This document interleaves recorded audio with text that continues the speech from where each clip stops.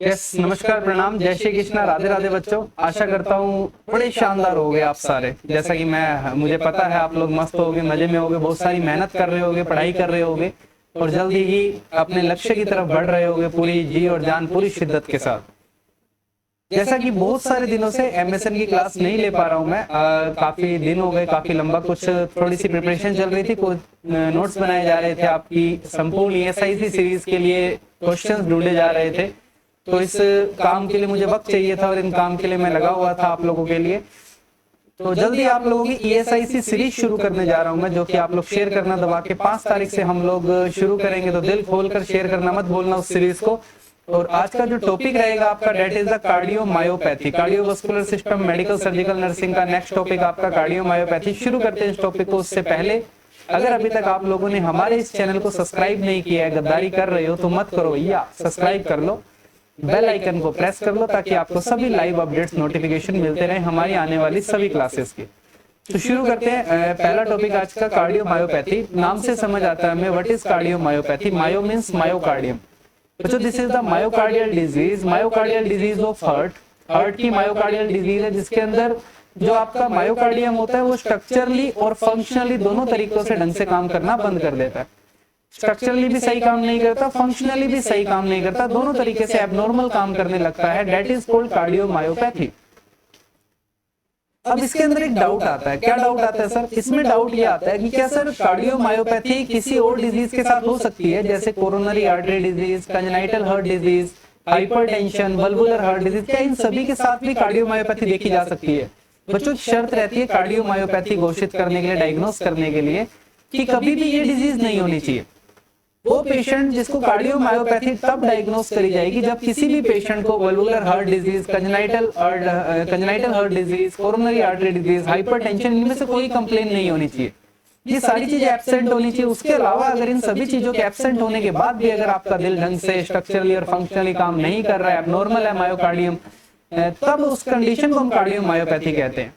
तो शुरू करते हैं इस टॉपिक को। बड़ा प्यारा सा टॉपिक है, काम का टॉपिक, आपके एग्जाम में कई बार इस पे क्वेश्चंस पूछे जाते हैं। कार्डियोमायोपैथी के क्लासिफिकेशंस की बात करूं तो there are 4 types of classification.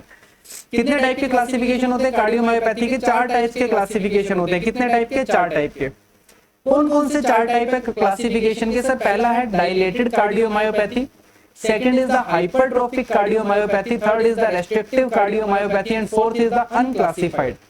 ये 4 टाइप है। सबसे इंपॉर्टेंट जो सबसे ऊपर लिखा है मैंने, that is the dilated cardiomyopathy and second number पे हाइपरट्रोफिक कार्डियोमायोपैथी। ये दोनों टाइप्स काफी इंपॉर्टेंट है, इनको मैं डिटेल में पढ़ाऊंगा थोड़ा आपको। Then restrictive and unclassified cardiomyopathy में बहुत ज्यादा क्वेश्चंस मैंने देखे नहीं है, कभी आते हैं, बट उसको भी थोड़ा थोड़ा जानेंगे। शुरू करते हैं सबसे पहला classification and that is the dilated cardiomyopathy. Dilated cardiomyopathy genetically भी देखा जा सकता है बच्चों, and that is autosomal dominant. That is autosomal dominant. अगर जेनेटिकली है तो वो ऑटोसोमल डोमिनेंट होता है बच्चों। इसके अंदर होता कि आपके जितने भी चैम्बर्स होते हैं उनकी वॉल्स डायलेट हो जाती है, दीवारें डायलेट हो जाती है। नाम में ही डायलेटेड कार्डियोमायोपैथी है तो डायलेट हो जाती है। बच्चों, डायलेट कैसे होगी सर? सारी की सारी दीवारें जो होती है, सारी की सारी वॉल्स जो होती है हार्ट की, वो पतली हो जाती है, थिन हो जाती है। स्पेशली अगर मैं बात करता हूँ लेफ्ट वेंट्रिकल की, तो लेफ्ट वेंट्रिकल की दीवारें पतली हो जाएगी, कमजोर हो जाएगी, जिसके कारण कॉन्ट्रैक्शन की कैपेबिलिटी कम हो जाती है, पुअर कॉन्ट्रैक्टिबिलिटी देखने को मिलती है। कॉन्ट्रैक्शन नहीं हो पाता भैया, सीधी सी बात है। कॉन्ट्रैक्शन नहीं हो पाएगा तो जाहिर सी बात है सर, सिम्टम्स कैसे देखने को मिलेंगे sir? Systolic heart failure symptoms देखने को मिलेंगे। कॉन्ट्रैक्शन नहीं होगा, सिस्टोल नहीं हो पाएगा, सिस्टोल पूरा ढंग से नहीं हो पाएगा तो सिस्टोलिक हार्ट फेलियर के सिम्टम्स आएंगे।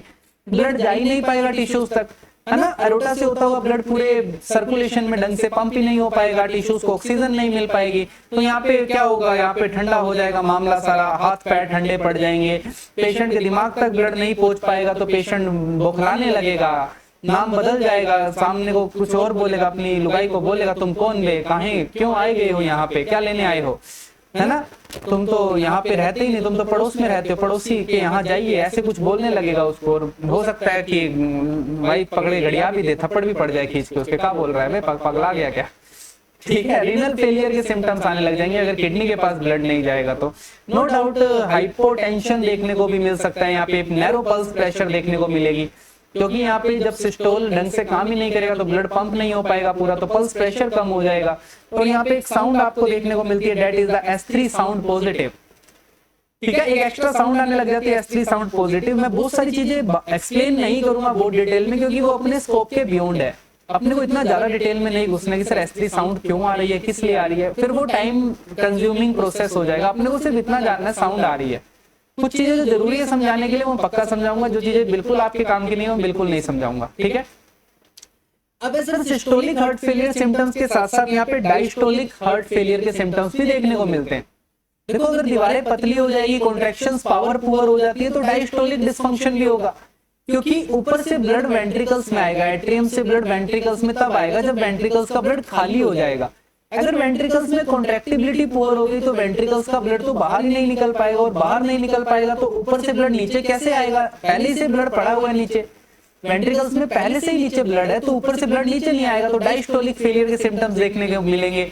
डायस्टोलिक फेलियर के सिम्टम्स समझ पा रहे हो आप? जब एट्रियम से वेंट्रिकल्स में नहीं आएगा ब्लड तो एट्रियम में इकट्ठा हो जाएगा, एट्रियम से पल्मोनरी वेन और वेना कावा में ब्लड इकट्ठा हो जाएगा, तो वहां पे पल्मोनरी आर्टरीज और यहाँ पे पूरा का पूरा जो सिस्टम है, जो आपका सर्कुलेशन है, पल्मोनरी सर्कुलेशन, इसमें कंजेशन हो जाएगा। कंजेशन का मतलब भीड़ भाड़ हो जाएगी, ब्लड इकट्ठा होगा, ब्लड प्रेजेंट रहेगा यहाँ पे, और अगर यहाँ ब्लड प्रेजेंट रहेगा तो पेशेंट को सांस लेने में दिक्कत होगी, पल्मोनरी एडिमा देखने को मिल जाएगा, डिस्निया देखने को मिलेगा यहाँ पे।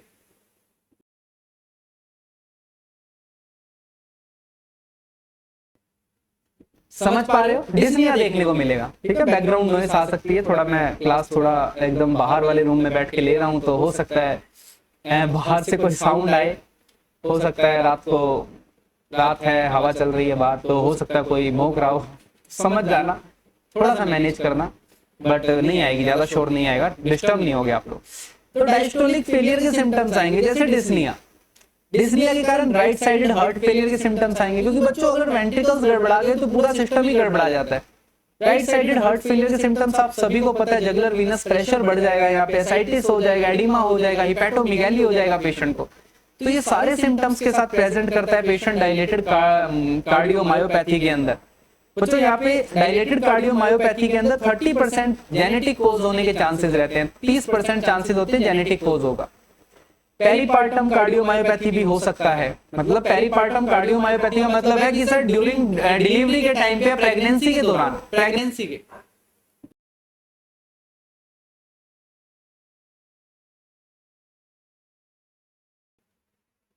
चलो सॉरी माफ करिएगा। देखो, पेरीपार्टम कार्डियोमायोपैथी का मतलब होता है प्रेगनेंसी के टाइम पे। देखो, प्रेगनेंसी के टाइम पे भी थोड़ा सा कार्डियक लोड बढ़ जाता है, और इसके कारण भी कार्डियोमायोपैथी देखने को मिलती है हम लोगों को। तो यहाँ पे भी आपको डायलेटेड कार्डियोमायोपैथी प्रेगनेंसी के दौरान भी देखने को मिल सकती है, बट याद रखना प्रेगनेंसी के दौरान जो कार्डियोमायोपैथी डायलेटेड हमें देखने को मिलती है उसका अच्छा प्रोग्नोसिस होता है, पेशेंट ठीक हो जाता है। बट याद रखिए प्रेगनेंसी में कब कब होती है, कब कब ज्यादा संभावना रहती है कार्डियोमायोपैथी होने की प्रेगनेंसी के अंदर? अगर ज्यादा उम्र के अंदर प्रेग्नेंट होती है पेशेंट, हाइपरटेंशन है प्रेगनेंसी में, या मल्टीपल प्रेगनेंसी हो जाती है, इस केस के अंदर ये रिस्क फैक्टर होते हैं, तो इस केस में कार्डियोमायोपैथी होने के चांसेस बढ़ जाते हैं। बट याद रखना cardiomyopathy good prognosis, best prognosis होता है, पेशेंट सही हो सकता है। फिर तीसरे नंबर पे आता है सबसे जरूरी, डायलेटेड कार्डियोमायोपैथी का सबसे गंभीर कारण, सबसे कॉमन वजह जो रहती है, सबसे आम वजह जो रहती है डायलेटेड कार्डियोमायोपैथी की, एंड दैट इज द दारू, अल्कोहल इंड्यूस्ड कार्डियोमायोपैथी। जो इंसान सुबह उठ के कुल्ला करता है दारू से और रात को सोते टाइम पानी की तरह दारू पी के सोता है, ऐसे लोग, उसके अंदर कार्डियोमायोपैथी बहुत चांसेस रहते हैं डायलेटेड कार्डियोमायोपैथी होने के।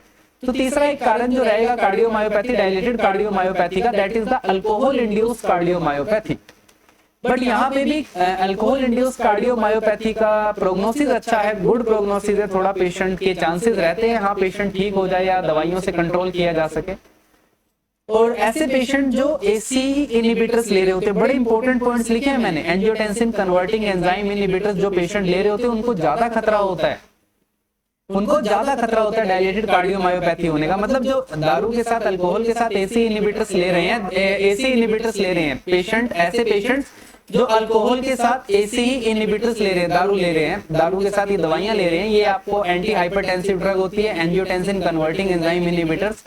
याद रखना ऐसे पेशेंट जो दवाइयां भी साथ में ले रहे हैं अल्कोहल के साथ, है ना, चलती है, बहुत सारे अल्कोहलिक पेशेंट्स होते हैं जिनको एंटी हाइपरटेंसिव चलती है, तो उन पेशेंट्स में ज्यादा रिस्क होता है, उन पेशेंट्स में खतरा ज्यादा होता है।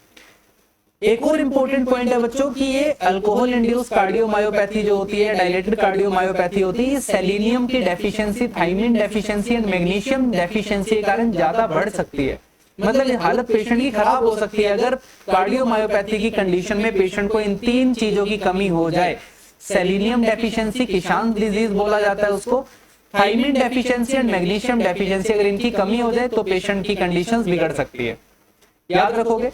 फोर्थ कॉज होता है डायलेटेड कार्डियोमायोपैथी का ड्रग इंड्यूस कार्डियोमायोपैथी, दवाइयों के कारण, है ना। और बच्चों अगर ड्रग के कारण, किसी दवाई के कारण कार्डियोमायोपैथी हुई है तो सबसे रोस्ट प्रोग्नोसिस होता है, उसका सबसे गंदा प्रोग्नोसिस होता है, रोस्ट प्रोग्नोसिस होता है, नहीं पेशेंट को संभाला जा सकता, पेशेंट को बचाना थोड़ा मुश्किल हो जाता है यहाँ पे। एंड जो डोज रहती है दैट इज द एंथ्रासाइक्लिन। अगर आपको ज्यादा डोज में एंथ्रासाइक्लिन मिल रही है किसी भी पेशेंट को, तो यहाँ पे सबसे इंपॉर्टेंट कॉज रहता है ड्रग इंड्यूस कार्डियोमायोपैथी का। बहुत चांसेस है पेशेंट को ड्रग इंड्यूस कार्डियोमायोपैथी हो जाएगी, डायलेटेड कार्डियोमायोपैथी हो जाएगी अगर एंथ्रासाइक्लिन चल रहा है। ऑटो इम्यून कंडीशंस में भी हमें देखने को मिलता है, ऑटो इम्यून कंडीशंस में सार्कोडियोसिस, हीमोक्रोमेटोसिस, ये कुछ कंडीशंस है जिसमें डायलेटेड कार्डियोमायोपैथी होने के चांसेस ज्यादा होते हैं, और रेस्ट्रिक्टेड कार्डियोमायोपैथी भी हो सकती है, दोनों हो सकते हैं, बट ज्यादा चांसेस किसके हैं, डायलेटेड कार्डियोमायोपैथी होने के। एंडोक्राइन डिसऑर्डर्स हैं जिसके अंदर हमें डायलेटेड कार्डियोमायोपैथी देखने को मिलती है, जैसे फियोक्रोमोसाइटोमा, थायरोटॉक्सिकोसिस, एक्रोमीगैली, ये 3 कंडीशंस हैं जहां पे हमें डायलेटेड कार्डियोमायोपैथी देखने को मिलती है। And 7th is the myocarditis, myocarditis के कारण भी डायलेटेड कार्डियोमायोपैथी देखने को मिल सकती है। मायोकार्डाइटिस के कारण भी याद रखना, ये भी एक कारण होता है। अगर किसी पेशेंट को dilated cardiomyopathy post inflammatory myocarditis के बाद अगर इन्फ्लामेशन हो जाती है, इन्फ्लामेटरी रिएक्शन शुरू हो गई अंदर, तो मायोकार्डाइटिस के बाद अगर इन्फ्लामेशन बन जाए, शरीर हार्ट के अंदर इन्फ्लामेशन शुरू हो जाए, तो वो डायलेटेड कार्डियोमायोपैथी में कन्वर्ट हो सकती है। बट इसका भी गुड प्रोग्नोसिस होता है, ठीक कर सकते हैं। इसका मोस्ट कॉमन कारण जो रहता है that is the HHV6, human herpes virus 6 होता है, ठीक है। और चागास डिजीज भी होता है बच्चों, बट ये आपको याद नहीं रखना, आपको HHV6 याद रखना है, ठीक है। मैंने बहुत सारे कॉजेज बता दिए वैसे तुम्हारे, बट सबसे इंपॉर्टेंट कॉज डायलेटेड कार्डियोमायोपैथी का 3 नंबर का है बच्चों, दैट इज द दारू, दैट इज द दारू। याद रखना डायलेटेड कार्डियोमायोपैथी किसके कारण सबसे ज्यादा होती है, अल्कोहल के कारण सबसे ज्यादा आपको देखने को मिलती है, ठीक है। उसके बाद जेनेटिक कॉज होते हैं। चलो ये कॉजेज हो गए। इन्वेस्टिगेशन में ईसीजी, इकोकार्डियोग्राफी, एमआरआई, एंजियोग्राफी ये सब करवा सकते हैं, बट गोल्ड स्टैंडर्ड इन्वेस्टिगेशन होती है एमआरआई। एमआरआई से हम इजेक्शन फ्रैक्शन चेक कर सकते हैं, ठीक है। इजेक्शन फ्रैक्शन बड़ा इंपॉर्टेंट पैरामीटर होता है कार्डियोमायोपैथी के अंदर। इजेक्शन फ्रैक्शन चेक करने से हम काफी कुछ बता सकते हैं कार्डियोमायोपैथी के बारे में, क्योंकि जाहिर सी बात है वेंट्रिकल्स कम हो गए, कॉन्ट्रैक्टिबिलिटी कम हो गई, तो इजेक्शन फ्रैक्शन बिगड़ेगा, इजेक्शन फ्रैक्शन कम होगा। समझ आ रही है बात। तो एमआरआई सबसे अच्छा तरीका है, गोल्ड स्टैंडर्ड होता है, ये इजेक्शन फ्रैक्शन पता लगाता है, और ये हमें इस्कीमिया और इन्फ्रैक्ट के बीच में फर्क भी बताता है। ये हमें ये बताता है एमआरआई की इस्कीमिया हो चुका है या इन्फ्रैक्ट हो चुका है, इन्फ्रैक्शन हो चुका है, ये दोनों भी चीज हमें चेक करके कौन बताता है, एमआरआई बताती है। तो ये गोल्ड स्टैंडर्ड इन्वेस्टिगेशन होती है। क्या बात है सर, ये आपकी डायलेटेड कार्डियोमायोपैथी समाप्त। ट्रीटमेंट ऑफ चॉइस अगर पूछा जाए तुमसे तो सीधा सीधा कार्डियक ट्रांसप्लांट, हार्ट ट्रांसप्लांट, जो कि असंभव सा काम है थोड़ा आजकल संभव है, बट आम आदमी के लिए असंभव है, ठीक है। तो अगर ट्रीटमेंट ऑफ चॉइस पूछा जाए कि एकदम डेफिनेटिव ट्रीटमेंट क्या है, तो दिल का ट्रांसप्लांटेशन। सेकंड नंबर की cardiomyopathy that is the restrictive cardiomyopathy. बच्चों रेस्ट्रिक्टिव कार्डियोमायोपैथी याद रखना, अमाइलोडियोसिस ऑफ हार्ट को बोला जाता है, अमाइलोडियोसिस ऑफ हार्ट। अमाइलोडियोसिस ऑफ हार्ट एक अमाइलोइड प्रोटीन की दिक्कत है बच्चों, जो शरीर के अलग अलग ऑर्गन्स के अंदर आपको देखने को मिल सकती है। इसके कारण जो ऑर्गन होता है उसके अंदर इनफिल्ट्रेशन होने लग जाता है, इनफिल्ट्रेशन के कारण उसके जो स्ट्रक्चर है और स्ट्रक्चर्स के अंदर प्रॉब्लम आने लग जाती है, स्ट्रक्चर के अंदर प्रॉब्लम आती है तो फंक्शन में प्रॉब्लम आने लग जाती है। तो सेम अमाइलोडियोसिस, अमाइलोइड प्रोटीन किसी भी ऑर्गन को इफेक्ट कर सकता है, बहुत सारे ऑर्गन्स को इफेक्ट करता है अलग अलग, बट अगर वो हार्ट को इफेक्ट कर दे तो उस कंडीशन को क्या बना दिया जाता है, वो आपका रेस्ट्रिक्टिव कार्डियोमायोपैथी बन जाती है। अगर मैं अमाइलोडियोसिस की बात करता हूं नॉर्मली तो ये 3 टाइप की होती है, primary, secondary and transthyretin induce, transthyretin induce, primary, secondary and transthyretin induce, 3 type की होती है। प्राइमरी एंड ट्रांसथायरिटिन इंड्यूस, इन दोनों में दिल की दिक्कतें देखने को मिलती है, कार्डियक प्रॉब्लम होती है, बट सेकेंडरी के अंदर कोई कार्डियक इन्वॉल्वमेंट नहीं होती। बस इतनी सी बात याद रखनी है, रखी जाए तो रखना, वरना कोई जरूरी नहीं है। रेस्ट्रिक्टिव कार्डियोमायोपैथी में आपको सबसे इंपॉर्टेंट बात जो जाननी है वो ये जाननी है कि यहाँ पे आप लोगों के पेशेंट के फीचर्स क्या क्या देखने को मिलते हैं। फीचर्स के अंदर बाइट्रायल एनलार्जमेंट देखने को मिलेगा, बाई वेंट्रिकल हाइपरट्रोफी देखने को मिलेगी, इंटर आर्टेरियल सेप्टम में थिकनेस देखने को मिलेगी, पेशेंट हाइपोटेंशन और शॉक में भी जा सकता है। यहाँ पे फीचर्स बड़े इंपॉर्टेंट है जो आपको समझने हैं इसके अंदर रेस्ट्रिक्टिव कार्डियोमायोपैथी के अंदर। क्या क्या बताया मैंने, वापस से देखिए रेस्ट्रिक्टिव कार्डियोमायोपैथी के अंदर कौन कौन से सिम्टम्स देखने को मिलेंगे आपको। एक तो मैंने सबसे पहले बताया बाइट्रायल एनलार्जमेंट, ठीक है, बाइट्रायल एनलार्जमेंट। दूसरे नंबर पे मैंने बताया बाई वेंट्रिकुलर हाइपरट्रोफी, ठीक है। तो जो बाइट्रायल एनलार्जमेंट होता है कि जब हम रेडियोग्राफी में चेस्ट को देखते हैं, चेस्ट के अंदर हमें बहुत बड़ा दिल देखने को मिलता है ना, बहुत बड़ा दिल देखने को मिलता है। बाइट्रायल एनलार्जमेंट हमें कार्डियोमायोपैथी, रेस्ट्रिक्टिव कार्डियोमायोपैथी के अलावा rheumatic heart disease, constructive pericarditis यहाँ भी देखने को मिलता है, ठीक है, यहाँ भी देखने को मिलता है। बट याद रखना एक बड़ा दिल देखने को मिले, बहुत बड़ा दिल देखने को मिले, एनलार्जमेंट जरूरत से ज्यादा हो जाए, है ना, जरूरत से ज्यादा एनलार्जमेंट हो जाए, उसको हम बाइट्रायल एनलार्जमेंट बोलते हैं, जिसके अंदर राइट और लेफ्ट दोनों एट्रियल का एनलार्जमेंट हो जाता है, दोनों एट्रियम का एनलार्जमेंट होगा। This is the biatrial enlargement, sorry biatrial बोल रहा हूं मैं बार बार, बाई एट्रियल एनलार्जमेंट, दोनों एट्रियम का एनलार्जमेंट होता है और दिल बड़ा सारा दिखता है हमें जब हम इसका रेडियोग्राफी कराते हैं, डॉपलर करते हैं। तो this is by atrial enlargement, by atrial enlargement, दोनों एट्रियम बड़े बड़े दिखेंगे। देन बाई वेंट्रिकुलर हाइपरट्रोफी, दोनों वेंट्रिकल्स के अंदर हाइपरट्रोफी देखने को मिलेगी। इंटर आर्टेरियल सेप्टल थिकनेस देखने को मिलेगी, दोनों एट्रियम के बीच में जो सेप्टम होता है वो भी मोटा दिखेगा। उसके अलावा हाइपोटेंशन और शॉक की कंडीशन तो देखने को मिलेगी ही मिलेगी। This is restrictive cardiomyopathy. ये सारा किस कारण हो रहा है, माइलोडियोसिस के कारण हो रहा है, माइलोइड प्रोटीन के कारण ये दिक्कतें आ रही है, उसके कारण ये चेंजेस देखने को मिल रहे हैं। इन्वेस्टिगेशन ऑफ चॉइस दोबारा से कार्डियक एमआरआई करवाओ। रेस्ट्रिक्टिव कार्डियोमायोपैथी के बारे में इतना ही जानना है, इससे ज्यादा नहीं जानना, इससे ज्यादा कोई काम का नहीं है वो। तीसरा इंपॉर्टेंट है, तीसरा क्लासिफिकेशन हाइपरट्रोफिक कार्डियोमायोपैथी, इसके बारे में बहुत कुछ जानना है।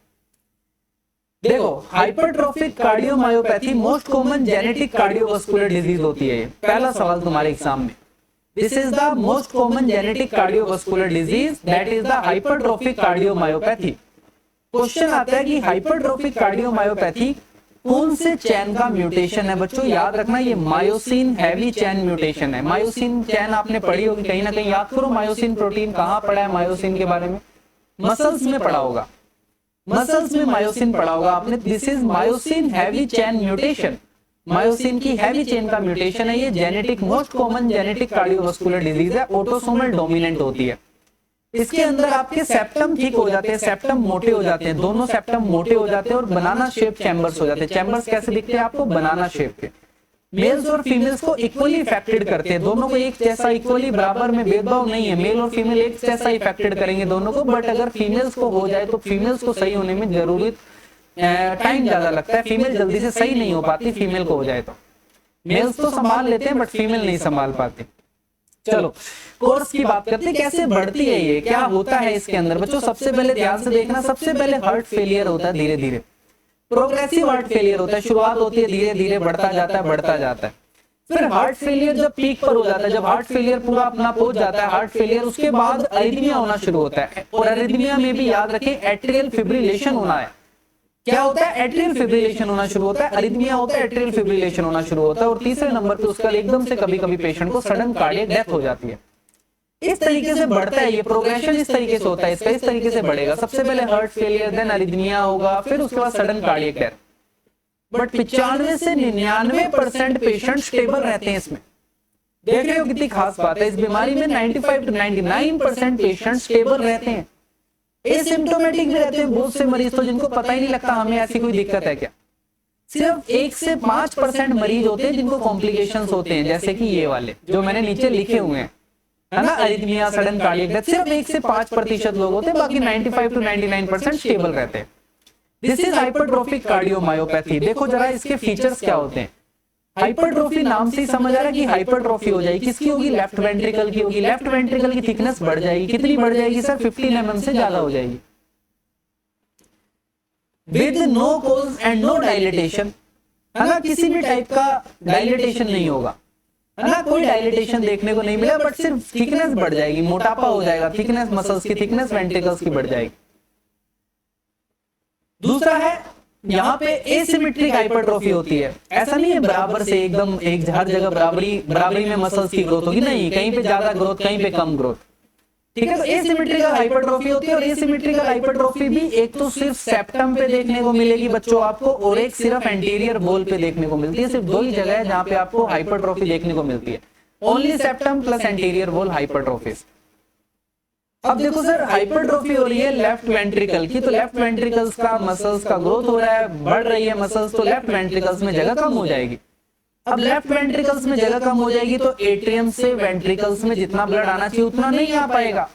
तो यहाँ पे दिक्कत किसके अंदर होती है? डायस्टोलिक डिसफंक्शन देखने को मिलता है यहाँ पे। सिस्टोलिक फंक्शन फिर भी नॉर्मल रहता है लगभग, बट डायस्टोलिक फंक्शन ज्यादा डिस्टर्ब होता है यहाँ पे, क्योंकि यहाँ पे लेफ्ट वेंट्रिकल हाइपरट्रॉफी होने की वजह से कैविटी का साइज कम हो जाता है बच्चों। देखो सिंपल सी बात है, ये हमारा नन्ना मुन्ना प्यारा सा दिल है, अगर इस दिल के अंदर ये साइज बढ़ जाएगा, देखो इतनी मोटी हो जाएगी, अगर मान लो चैम्बर इतने मोटे हो गए हैं, तो यहाँ पे जगह कितनी सी बची? सर जगह तो इतनी सी बची अंदर, जगह कितनी सी बची? इतनी सी जगह बची अंदर, इतनी सी जगह, पहले जगह ज्यादा थी अब जगह कम बची, तो जगह कम बच रही है। तो यहाँ पे कॉन्ट्रैक्शन, यहाँ पे जो कॉन्ट्रैक्शन होना है वो तो ठीक है, ब्लड जा रहा है रोटा के अंदर, बट ऊपर से जो ब्लड नीचे आना चाहिए था, जितना ब्लड नीचे आना चाहिए था उतना नहीं आ पाएगा। जगह कम हो गई तो कम ब्लड नीचे आ पाएगा, ठीक है, कम ब्लड नीचे आ पाएगा, कैविटी का साइज कम हो जाता है यहाँ पे। ये सबसे बड़ी समस्या है बच्चों, कैविटी का साइज कम हो जाएगा। और अगर कैविटी का साइज कम हो जाएगा प्यारे बच्चों,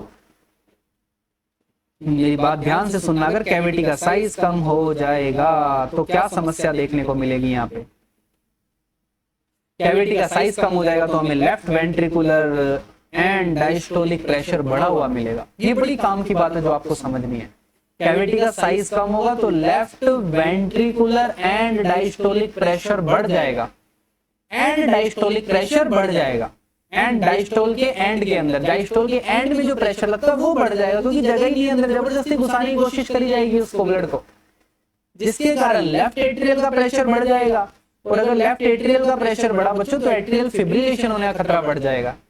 लेफ्ट एट्रियल का प्रेशर बढ़ेगा तो पल्मोनरी कैपिलरी वेज प्रेशर बढ़ेगा बच्चों, और अगर ये बढ़ेगा तो डिस्निया होगा बच्चों। वही सेम टू सेम कंसेप्ट है पूरा का पूरा, कि कैविटी का साइज कम हुआ, एट्रियम में ब्लड इकट्ठा होगा, उसके कारण पल्मोनरी वेन में इकट्ठा होगा, पल्मोनरी आर्टरी के अंदर इकट्ठा होना शुरू हो जाएगा, जिसके कारण लंग्स के अंदर और पूरे के पूरे पल्मोनरी सर्कुलेशन में कंजेशन हो जाएगा। कंजेशन होने के कारण पल्मोनरी कैपिलरी वेज प्रेशर बढ़ जाएगा, जिसके कारण डिस्निया हो जाएगा।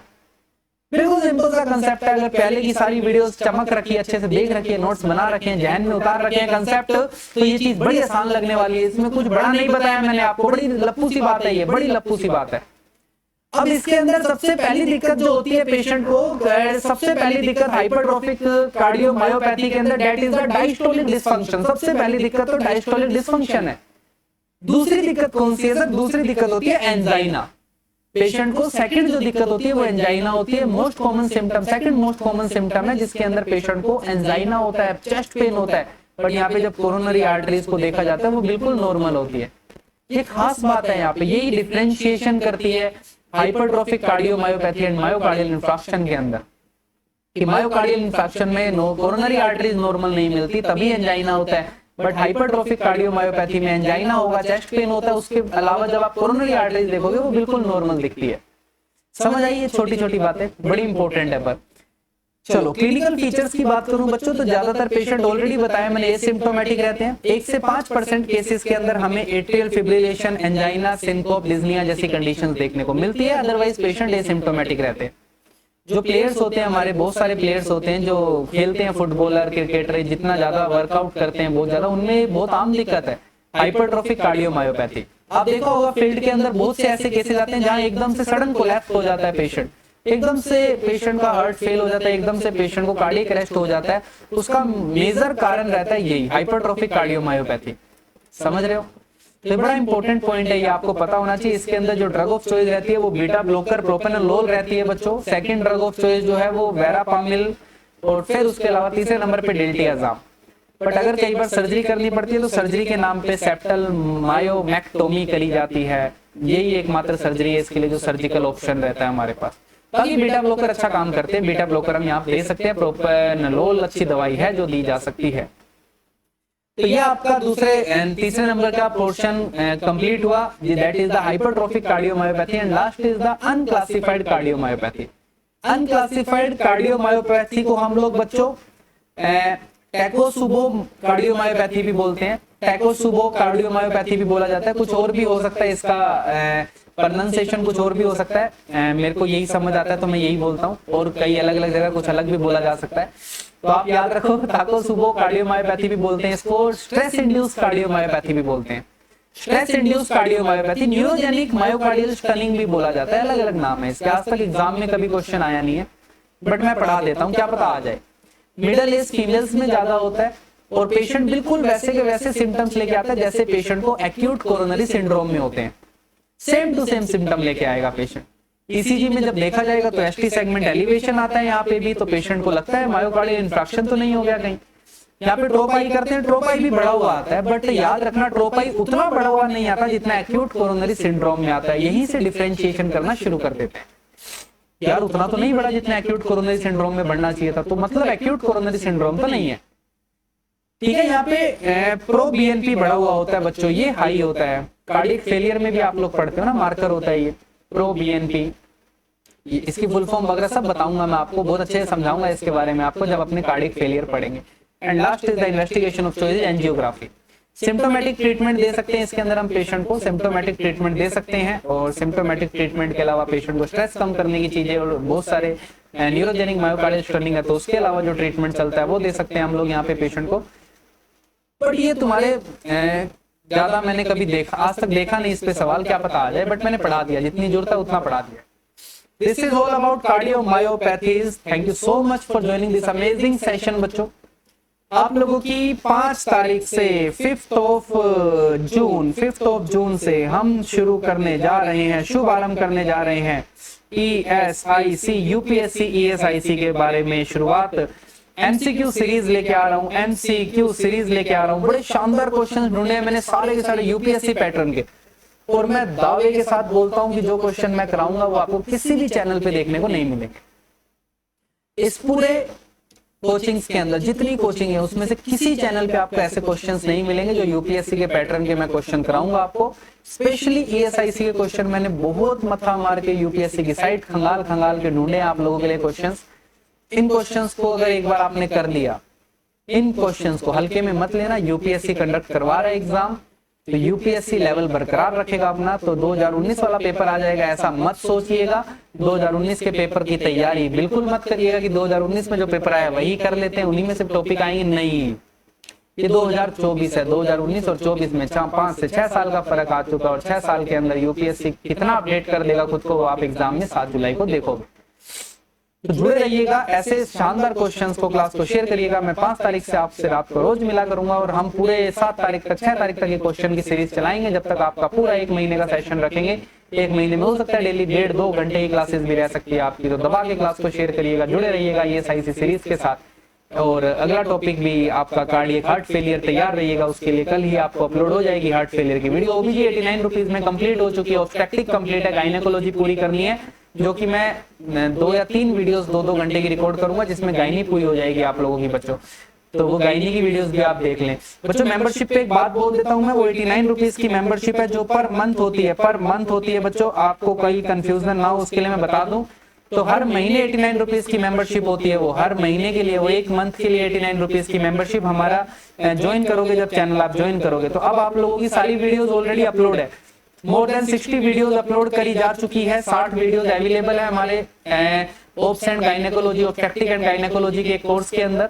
तो आप 89 रुपीज का सब्सक्रिप्शन ले, अगर आपकी श्रद्धा है, आपकी कैपेसिटी, आप 1 महीने में सारी वीडियो देख सकते हो, तो आप 1 महीने में 89 रुपीज में देखें, उसके बाद सब्सक्रिप्शन कैंसिल करें। और जिन बच्चों ने गूगल पे से परचेज किया है, तो गूगल पे से जिन्होंने कोड लेके परचेज किया, उनको सब्सक्रिप्शन कैंसिल करने की जरूरत नहीं, उसमें अपने आप ऑटोमेटिक कैंसिल हो जाता है वो। तो जिन्होंने सब्सक्रिप्शन कोड लेके परचेज किया, सबसे अच्छा तरीका वही है कोड लेके परचेज करना। जिन्होंने वैसे परचेज किया है वो सबसे अच्छा तरीका है। अगर आप 1 महीने में नहीं पूरा कर पाते, आप 2 महीने लगाना चाहते हो, तो अगले महीने उसको रिन्यू करवा लें। तो जितने टाइम में आप ओबीजी कंप्लीट कर सकते हैं उतने टाइम में कंप्लीट करें, जल्दी से जल्दी, ताकि आपके कम से कम रुपए लगे। हम नहीं चाहते आपके ज्यादा रुपए लगे। तो 89 रुपीज में 1 महीना मिलेगा सिर्फ, अगले महीने के लिए दोबारा रिन्यू करना है सब्सक्रिप्शन, दोबारा 89 रुपीज पे करने पड़ेंगे आपको, ठीक है। वैसे कोई बहुत बड़ी अमाउंट नहीं है, बट फिर भी कुछ बच्चों के लिए अमाउंट तो है, जो अभी अर्न नहीं कमा रहे उनके लिए तो अमाउंट है। तो हम जानते हैं इस बारे में, हम भी कभी स्टूडेंट थे, तो पैसे की अहमियत स्टूडेंट लाइफ में हमसे बेहतर कोई नहीं जान सकता।